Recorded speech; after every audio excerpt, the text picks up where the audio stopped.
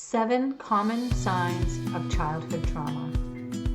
Whether it's your own child or a child in your care, when a child's behavior changes, we often kind of overlook it, or maybe we say, well, they're in a bad mood, or maybe we don't even notice it. So if you have a child in your care currently that their behavior has changed dramatically, they may be going through a trauma situation or has gone through a trauma situation. Today we're going to talk about 7 signs of childhood trauma, meaning, these are signs that are happening that you'll be able to notice. So we're going to go over those, and these will signal whether or not you should get help for the child. So let's start with number 1. Eating and sleeping disturbances. So if your child or the child is having nightmares or not sleeping, or getting up a lot in the middle of the night, sleepwalking, doing some things that are just different than what they've experienced recently, that's something to take a look at. You might want to keep a journal, kind of write down the date and what's happening, so that you can take a look at to see if there's any kind of cycle or happening, and how often it happens. We tend to forget when things happen. Oh, it's only happened a few times, but if you actually write it down and look at it, it may be happening more often than you think.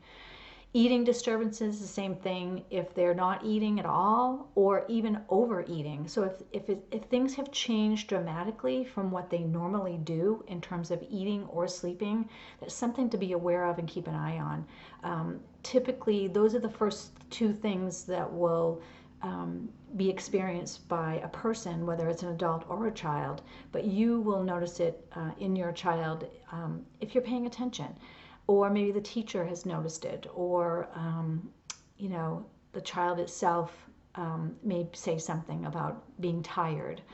So those are some things to keep an eye on. Irritable and really difficult to soothe. So if you have a normally happy child that all of a sudden is really irritable and nothing you do can console them, then that's something to really keep an eye on as well.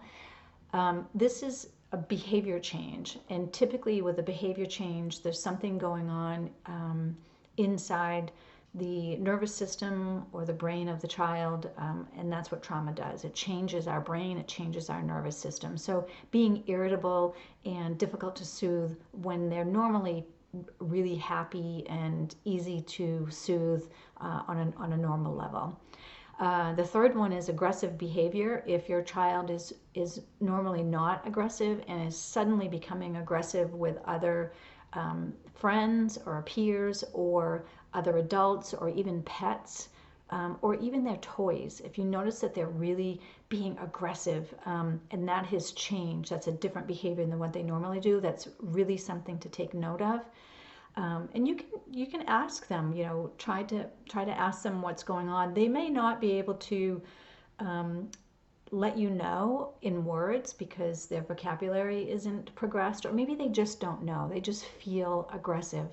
Even adults have a hard time expressing what's going on with them. So with children, it can be the same way.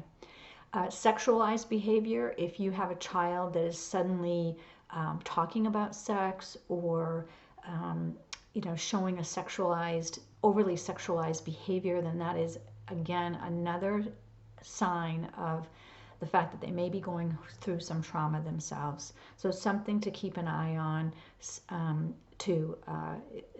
over sexualized behavior in a child.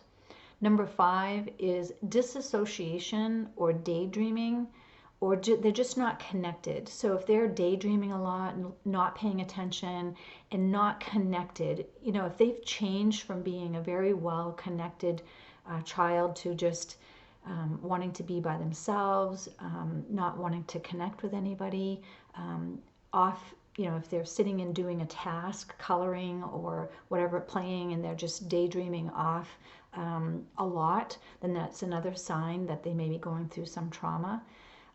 So something to keep an eye on. Number 6, poor peer relations. If they have normally a lot of friends and easily are able to easily make friends, but suddenly their peer relationships have gone south and they're not able to make friends or keep friends, then that's something to keep an eye on. Trauma affects how we communicate with other people, and so that will definitely be a sign there. Number 7, restlessness or hyperactivity. So if you see a normally active child, I mean, there's a difference between being active and hyperactivity, and there's a difference between being active and being restless. And if you see a change in that type of behavior, that's another sign that your child may be going through some sort of a trauma event, and something that you want to get help for the child for.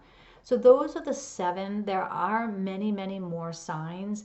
And also, just as a note, just because your child is experiencing these signs obviously doesn't mean that they have a trauma, that they're going through childhood trauma, but it does mean that you need to get them some help so that you can figure out whether or not this is a serious situation that needs some counseling and some help for the child, because if you do not get help for them now, they're going to carry this on into their teen years and into their adulthood, and it will affect their choices. It'll affect their decisions that they make as they grow into adults. So get them the help that they need. If you see any of these signs in your child, they may be going through childhood trauma. I hope you enjoyed the video. I hope it was informational. And if you know somebody who could use this information, please pass it along to friends or family. Don't forget to hit the like button. And of course, if you haven't subscribed to our channel, you need to do that. We have so many great videos and so much information that would be useful to you, to your friends, or to your family. So thank you for watching, and we'll see you on the next video.